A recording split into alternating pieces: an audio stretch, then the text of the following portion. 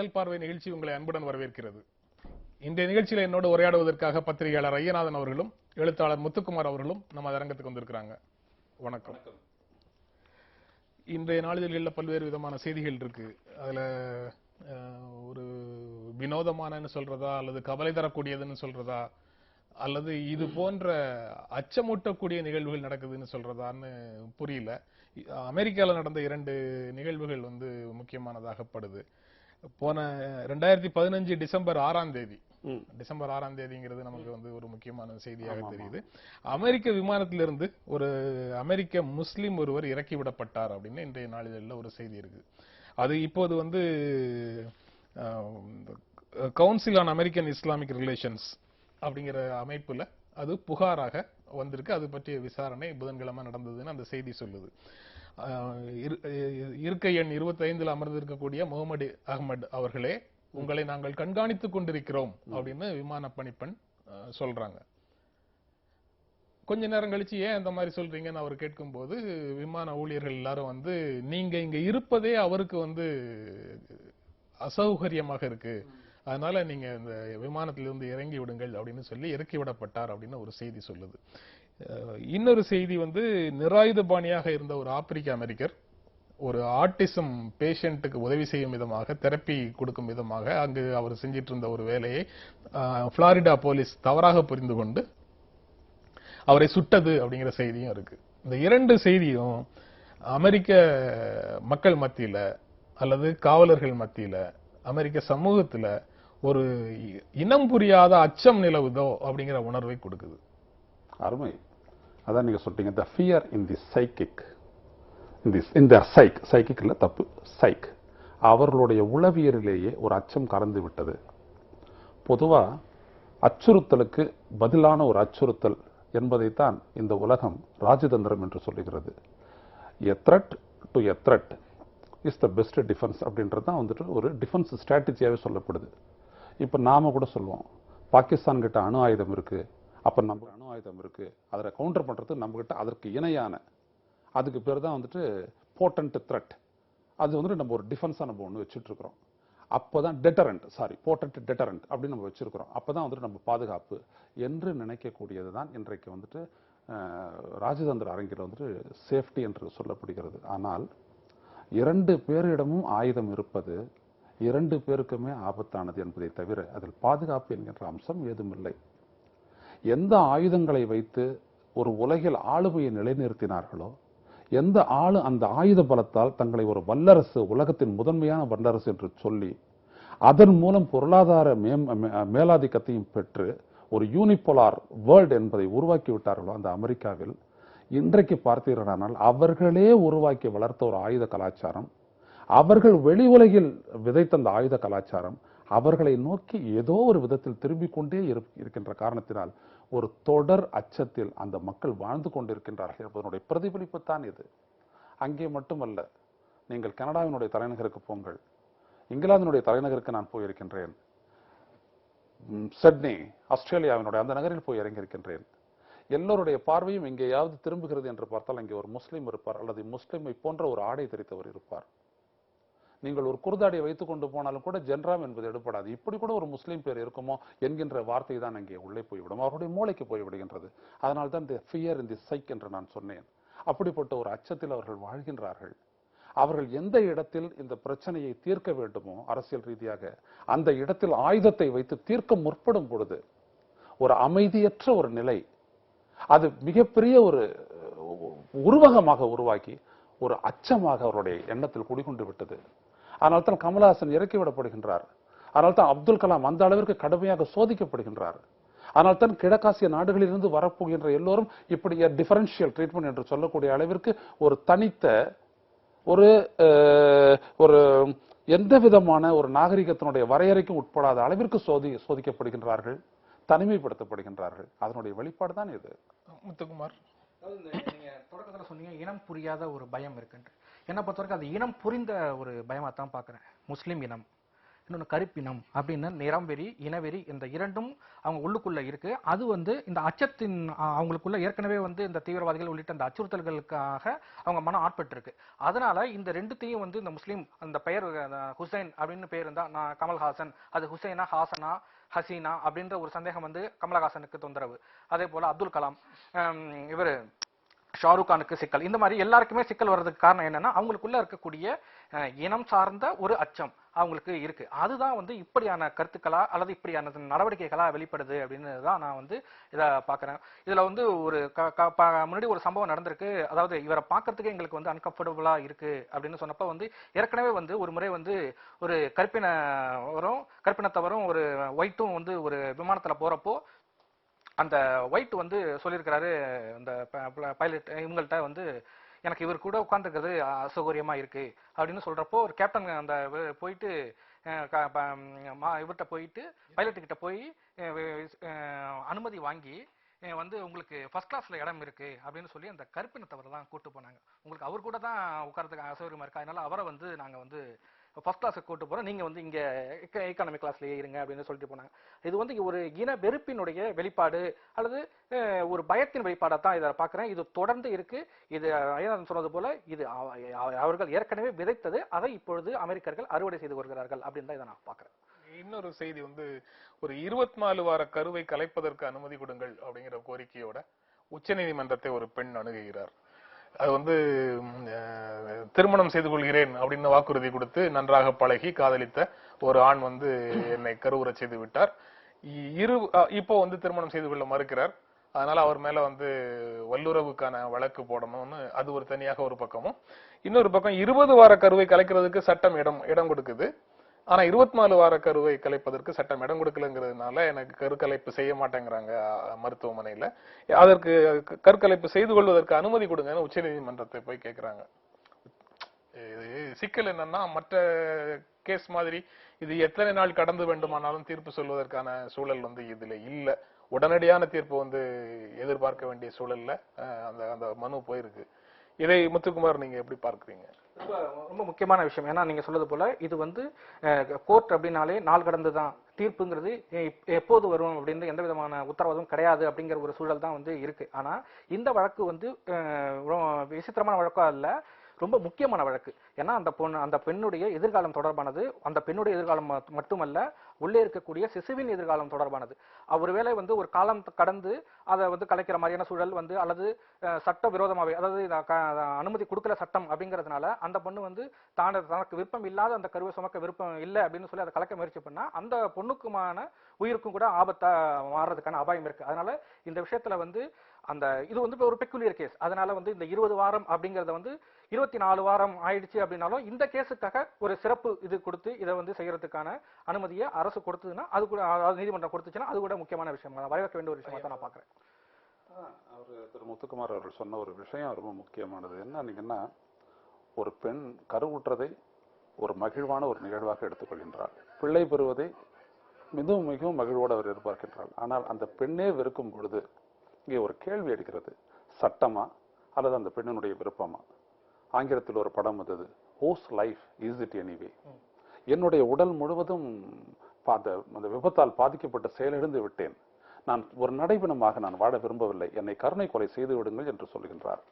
அப்பொழுது நீதிமன்றம் சொல்லுகிறது, உன்னை இந்த நிலையில் நீ நல்ல மனநிலையில் இருக்கும் பொழுது உன்னை நான் கருணை கொலை செய்ய இந்த சட்டம் இடம் தரவில்லை என்று சொல்லும் பொழுது யார் எனது வாழ்க்கையை பற்றி முடிவெடுப்பது, நானா அல்லது இந்த நாட்டுடைய சட்டமா அல்லது நீதிமன்றமா அல்லது அரசா என்கின்ற ஒரு கேள்வி.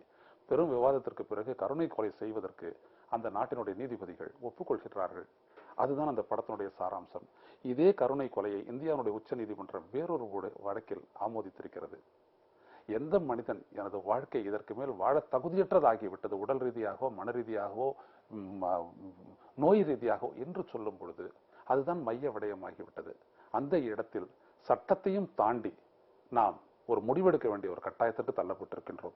இந்த இடத்தில் எனது குழந்தை வேண்டாம் என்று சொல்லக்கூடிய அவளுடைய சூழல், நிலை, உளவியல், இதை மூன்றையும் நாம் அனுசரித்து அவருடைய அந்த நோக்கத்தை நிறைவேற்றுவதுதான் அவருடைய வாழ்க்கை உரிமையை நாம் அங்கீகரிப்பதாக இருக்கக்கூடிய ஒரு நியாயமாக நான் பார்க்கிறேன். இன்றைய நாளிதழில் இருக்கக்கூடிய வேறு சில செய்திகளை பார்க்கலாம். வருவாய் பற்றாக்குறை 15,000 கோடி ரூபாய், மொத்த நிதி பற்றாக்குறை 40,000 கோடி ரூபாய், புதிய வரிகள் இல்லை அப்படின்னு தமிழ்நாடு பட்ஜெட்டை பற்றிய செய்திகள் இருக்குது. தேசிய நதிகள் இணைப்பு திட்டத்தை விரைவாக செயல்படுத்த வேண்டும் மத்திய அரசுக்கு தமிழ்நாடு அரசு கோரிக்கை வைக்குதுன்னு ஒரு செய்தி இருக்கு. தலித் வாக்குகளை ஒருங்கிணைப்பதற்கு மாயாவதிக்கு ஒரு அரிய வாய்ப்பு அப்படின்னு அவர் மீதான பிஜேபி விமர்சனத்தை ஒட்டி நடக்கக்கூடிய விஷயங்களை இப்படி ஒரு தலைப்புல டைம்ஸ் ஆஃப் இந்தியா போடுது. அதுக்கு பின்னால என்ன இருக்குங்கிறதும், தயாசங்கர் அந்த மாதிரி பேசின தயாசங்கருடைய நாக்கை அறுத்துட்டு வர்றவங்களுக்கு 50 லட்சம் ரூபாய் அப்படின்னு சொல்லி ஒரு அறிவிப்பும், உனா பகுதியில குஜராத்ல தாக்கப்பட்ட தலித்துகளை ராகுல் காந்தி சந்தித்து ஆறுதல் கோரினார்ங்கிற செய்தியும் ஒரு பக்கம் இருக்கு. யாழ்ப்பாண மாவட்டத்தில் இடம்பெயர்ந்தவர்களுக்கான 31 முகாம்களை மூடுவதற்கு இலங்கை அரசு திட்டம் அப்படின்னு ஒரு சிறிய அளவிலான செய்தியாக ஒரு செய்தி இருக்கு. இந்த செய்திகள் எல்லாம் இருக்கு. நேரம் இருந்தால் பின்னால் இதை பற்றியும் பேசலாம். இன்னொன்னு, இன்று வெளியாகக்கூடிய ஒரு திரைப்படத்தை பற்றி தினமும் ஒரு நிமிட செய்தி கொடுக்கிற நம்ம நண்பர் சுபவீர பாண்டியன் இன்றைக்கு அதை பற்றி ஒண்ணு சொல்லியிருக்கிறாரு. இந்த படத்தினுடைய டிக்கெட் விலை கூடுகிறது, ஆனா இளைஞர்களுடைய மதிப்பு குறைகிறது. திரைப்படத்தின் வளர்ச்சியை இது காட்டவில்லை, ஒரு இனத்தின் வீழ்ச்சியை காட்டுகிறது அப்படின்னு சொல்லி அவருடைய கருத்தை அவர் இன்னைக்கு சொல்றாரு. அவருடைய கருத்தை நீங்க எப்படி பாக்குறீங்க? அதாவது இந்த கவாலி அல்லது எந்த ஒரு திரைப்படமாக இருக்கட்டும், அதை நோக்கி மக்கள் போகுது, ஏற்பாடு செய்து அதற்கு பால் அபிஷேகம் செய்வது, தேங்காய் உடைப்பது, அந்த நடிகர் திரையில் முதல் முறையாக காட்டும் பொழுது பூசணிக்காய் சுற்றுவது, தேங்காய் உடைப்பது எல்லாம் ஏற்பாடு செய்யப்பட்டவை என்பதை நாம் அறிந்திருக்கின்றோம்.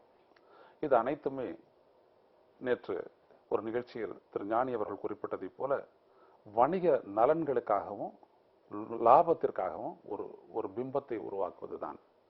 அந்த கதையெல்லாம் ஒன்றும் சிறப்பாக சொல்லிட போறதில்லை. தமிழ் திரையுலகம் இது வரைக்கும் சொல்லாத கதையை ஒன்று இவங்க சொல்லியிருக்க போறதில்லை. ஒரு பிம்பத்தை உருவாக்கி ஒரு ஆர்வத்தை ஏற்படுத்தி அதன் மூலம் நல்ல விலையில ஒரு 4-5 நாள்லயே டிக்கெட்டை வித்து ஒரு 200-300 கோடி ரூபாயை அள்ளிக்கிட்டு போகக்கூடிய சொல்லாத கதை ஒன்று கதையாக இருந்தால் கூட இந்த நடைமுறையெல்லாம் ஏற்றுக்கொள்ள முடியுமாங்கிறது ஏற்றுக்கொள்ள முடியாது. அதுக்கான அவசியமே இல்லை. ஒரு தியேட்டர்ல ஒரு படம் போட்டு அது பொதுவான வரவேற்பை பெற்றால் 100 நாட்கள் ஓடும், 175 நாட்கள் ஓடும், விட்டால் 365 நாட்கள் கூட ஓடிய வரலாறு இந்த இந்தியாவில் இருக்கிறது. எனவே அப்படி பார்க்க வேண்டிய அவசியம் இல்லை. இங்கே கவலை தரக்கூடிய விடயம் என்னவென்றால், இந்த நாட்டினுடைய இளைஞர்கள் ஏன் இந்த இடத்திற்கு போய் நிற்கின்றார்கள் என்பதைத்தான் நாம் அவசியம் பார்க்க வேண்டும். நமது படிப்போ அல்லது நமது கல்வியோ அல்லது அவர்கள் வாங்கக்கூடிய பட்டமோ அல்லது இந்த வாழ்க்கை சூழலோ அவர்களை வேறொரு இடத்திற்கு கொண்டு செல்ல ஏன் தவறிவிட்டன என்பதை நாம் பார்க்க வேண்டும்.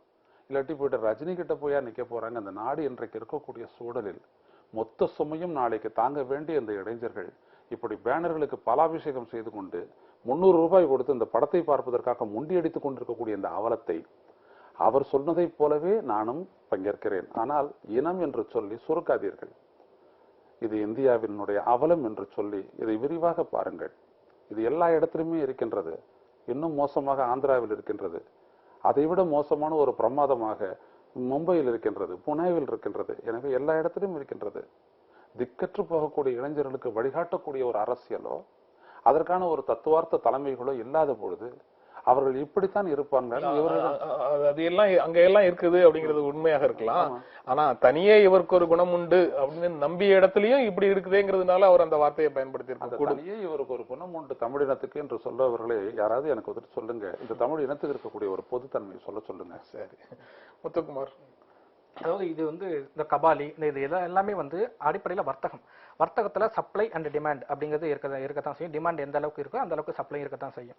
இப்போ ரஜினி படத்துக்கு இதுக்கு முன்னாடி இல்லாத அளவுக்கு இன்னைக்கு பெரிய அளவுல விளம்பரம் கொடுக்குறாங்க. குறிப்பா ஊடகங்கள் கூட மிகப்பெரிய அளவுல முக்கியத்துவம் கொடுக்குறாங்க அப்படின்னு சொல்றாங்க. காரணம் என்னன்னா இன்னைக்கு எப்போதுமே இருக்கக்கூடிய முக்கியத்துவம் தான் அந்த அளவு ஊடகங்கள் கொடுக்கக்கூடிய முக்கியத்துவத்தை இம்முறையும் கொடுக்குறாங்க. ஆனா என்ன வித்தியாசம் அப்படின்னா இன்னைக்கு ஒவ்வொரு தனி மனிதனும் ஊடகமா மாறிட்டான். அவங்கிட்டையும் எல்லாத்தையும் மொபைல் இருக்குது. அதனால அதிகபட்சம் எவ்வளவு பேரை ரீச் பண்ண முடியும் அப்படிங்கிறது தான் ஒரு தயாரிப்பாளரா அந்த வர்த்தகத்துல ஈடுபட்டிருக்கக்கூடிய விருப்பமா இருக்கும். அதனால எந்தெந்த வகையிலெல்லாம் அவங்கள ரீச் பண்ண முடியுமோ அந்தந்த வகையிலெல்லாம் அவங்கள சென்றடையணும், அதன் வழியா தங்களுடைய வர்த்தகத்தை விரிவுபடுத்தணும் அப்படிங்கறதான் வர்த்தகத்துல ஈடுபட்டு இருக்கக்கூடியவங்களுடைய நோக்கமா இருக்கும். அந்த நோக்கத்துக்கு யார் பலியாகிறாங்க, யார் அதனால பயனடைகிறாங்க அப்படிங்கறதா முக்கியமான விஷயம். பல பயனடைகிறவங்க தயாரிப்பாளர்களாகவும் பலியாகிறவங்களா ரசிகர்களாக இருக்கக்கூடிய நம்முடைய இளைஞர்களாகவும் இருக்காங்க. இது வந்து திரும்ப திரும்ப சார் சொன்னது போல அந்த சினிமா மோகம் அப்படிங்கறது போய் இப்ப தன்னுடைய பொருளாதாரத்தையும் அதன் மூலமா இழந்து வாழ்க்கையும் இழந்து அந்த கட்டத்தை நோக்கி நகர்றது நாகரிக முதிர்ச்சி அடைந்து கொண்டே வர்ற சூழல்ல டெக்னாலஜி வர வர அறிவியல் வளர வளர மனுஷன் வந்து முன்னேறிட்டே தான் போகணும். திரும்ப திரும்ப பின்னோக்கியே போறது, அந்த ரசிக மனப்பான்மையிலேயே பின்னோக்கி போறதுங்கிறது வந்து எந்த வகையிலும் ஏற்றுக்கொள்ள முடியாது. அது வந்து அவங்களுடைய எதிர்கால நலனுக்கு எந்த வகையிலும் உகந்தது அல்ல. இது தனியாக நம் தமிழினம் குறித்து அவர் சொன்ன கருத்தை ஒட்டி வேறு ஜெயமோகனும் வேற ஒரு கருத்தை தமிழர்கள் ஆகிய நாம் அப்படின்னு சொல்லி சில ஒரு கருத்தை முன்வைக்கிறாரு.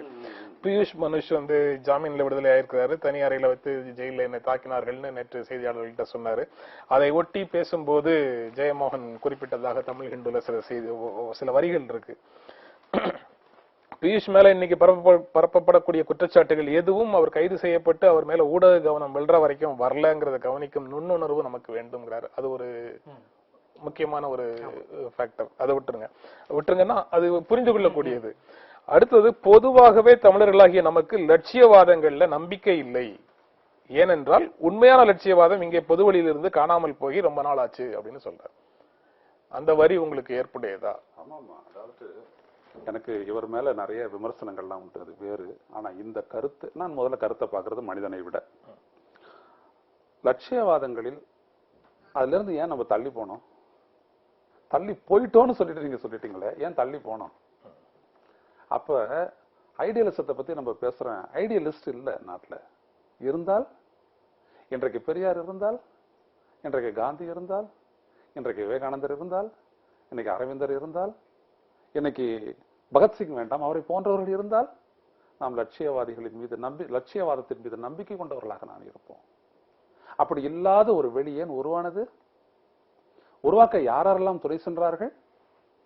ஒரு காலகட்டத்தில், அதாவது எனக்கு அடிப்படையில் நீங்க சொல்லும்போது வரக்கூடிய சந்தேகங்கள் என்னன்னா, ஒன்று காந்தி, பெரியார், அம்பேத்கர் இந்த மாதிரியான மிகப்பெரிய ஐகான்களாக இருக்கக்கூடியவர்களை மட்டும்தான் லட்சியவாதிகளாக நாம் ஏற்போமா? ஒவ்வொரு ஊர்லயும் அந்தந்த ஊர் சம்பந்தப்பட்ட பிரச்சனைகள்ல வெளியில பெயர் தெரியாம பல்வேறு தியாகங்களை செய்துட்டு லட்சியத்துக்காக போராடிக்கிட்டு இருக்கிற பல மனிதர்கள், சாதாரண மனிதர்கள் இருக்கிறாங்க. முறைகேடுகளுக்கு எதிராக தான் பணிபுரியக்கூடிய இடங்கள்ல பல்வேறு தியாகங்களை செஞ்சுட்டு வேலையே திறந்துட்டு வேலை செய்து கொண்டு இருக்கக்கூடிய அரசு ஊழியர்கள் இருக்காங்க. இந்த மாதிரி ஆட்களுடைய லட்சியவாதம் கூட நமக்கு வந்து பெருசா தெரியறது இல்லை. அதனாலதான் அந்த இடத்துல இருந்துட்டு, ஒரே நிமிஷம் முத்துக்குமார், அந்த இடத்துல இருந்து அந்த இடத்துக்கு நான் போறதுக்காக தான் சுதந்திர காலத்துக்கு நான் போனேன். சரி. ஏன்னா அந்த இடத்துல நம்ம ஒரு நெருக்கடியில இருந்தோம். நம்ம நாட்டு மக்களுக்கு பலருக்கும் சுதந்திரம்னா என்னன்னு தெரியாது. அதனால என்ன பலன் கிடைச்சிட போகுதுன்னு தெரியாது. ஆனா அந்த தலைவர்கள் எல்லாருமே வந்துட்டு பண்ண தியாகமும் அவர் நடத்திய போராட்டமும் தன்னல மறுப்பும் இந்த மக்களை அவர்களை நோக்கி ஈர்த்தன. இவர்கள் செய்தால், இவர்கள் சொன்னால், இவர்கள் கொண்டு செல்லக்கூடிய பாதை சிறந்ததாகத்தான் இருக்கும் என்ற மக்களுக்கு நம்பிக்கை ஏற்படும் அளவிற்கு சாதாரண மக்கள், அறியாதவர்கள் கூட அப்படியெல்லாம் நம்பினார்கள், ஏற்றுக்கொண்டார்கள். ஆனால் தான் இந்திய தேசியம் என்பது ஒரு சுதந்திர போராட்ட உணர்வாக வெளிப்பட்டது. ஆனால் இன்றைக்கு அப்படி ஒரு சூழலே இல்லாத பொழுது அப்படிப்பட்ட மனிதர்கள் எல்லாம் இளிச்சவாயர்களாக பார்க்கப்படுவார்கள். அதான் அவர் பின்னாடி சொல்றாரு. இன்றைக்கும் வாழ்ந்து கொண்டுதான் இருக்கின்றார்கள், இல்லாமல் அல்ல. இன்னைக்கெல்லாம் நாமெல்லாம் சோரம் போயிட்டோமா? இல்லையே, நல்லதானே பண்ணிட்டு இருக்கிறோம். இன்னைக்கும் வாழ்ந்துட்டு இருக்கிறோமே, நம்பிக்கை விதைச்சிட்டு இருக்கிறோமே, நம்பிக்கைக்காக பாடுபட்டு இருக்கிறோமே. நம்ம ஒண்ணு எதையும் இழந்துடலையே. ஆனா நம்மளை பார்க்கிற பார்வைக்காக நம்ம மாறி போகல, அவ்வளவுதான். அப்படி அந்த மனிதர்கள் இந்த சமூகத்தில் வாழ்ந்து கொண்டிருக்கின்றார்கள். ஆனால் பொது வெளியை நாம் எவ்வாறெல்லாம் கெடுத்தோம் என்பதுதான் இங்கே விமர்சனத்துக்குரியது, ஆய்வுக்குரியது. அந்த இடத்தை எல்லாத்தையும் கெடுத்துட்டு இதை பத்தி லட்சியவாதம் அப்படின்றத போட்டு இளைஞர்கள்கிட்ட தேடணும்னா இப்ப இந்த வார்த்தை புரியுமா நம்ம இளைஞர்களுக்கு? இப்ப நீங்க சொன்ன வார்த்தைகள், திரு ஜெயமோகன் அவர்கள் சொன்ன இந்த வார்த்தைகளை, இதை நீங்க கொடுத்தீங்க அப்படின்னம்னா முதல் 4 லைன் புரிஞ்சக்கூடிய இளைஞன் இங்க நம்ம கிட்ட இருக்கானா? ஆனா நம்ம இதே இளைஞரா இருந்த போது இதை நம்ம புரிஞ்சவங்களா இருந்தோமா இல்லையா? முத்துக்குமார் இப்ப இளைஞர் தானே. முத்துக்குமார் சரி, நான் முத்துக்குமார் கிட்ட விட்டு அவர்கிட்ட போட்டோம். சரி, அதாவது அடிப்படையில வந்து இந்தியாஸ் ஸ்ட்ரகிள் ஃபார் இண்டிபெண்டன்ஸ் அப்படின்னு ஒண்ணு சொல்லுவாங்க. என்னை பொறுத்த வரைக்கும் வந்து இந்தியா ஸ்ட்ரகிள் ஆஃப்டர் இண்டிபெண்டன்ஸ் ரொம்ப முக்கியமான காலகட்டமா நான் பார்க்குறேன். அதாவது சுதந்திர போராட்டம் இருந்தப்ப அன்னைக்கு அதுக்கான தேவை இருந்துச்சு, சுதந்திர போராட்ட வீரர்களுடைய தேவை இருந்துச்சு, அதை எல்லாரும் புரிஞ்சுக்கிட்டாங்க. லட்சியவாதம்ங்கிறத வந்து அவங்களுக்கு மிக தெளிவா புரிஞ்சுது. அதனால அந்த ஒற்றை புள்ளியை நோக்கி, சுதந்திரம் அப்படிங்கிற ஒற்றை புள்ளியை நோக்கி இளைஞர்களும் திரண்டு போனாங்க அந்த தலைவர்களுக்கு பின்னால. அதன் பிறகு தலைவர்கள் உருவாகல அப்படின்னு ஐயா சொன்னாங்க.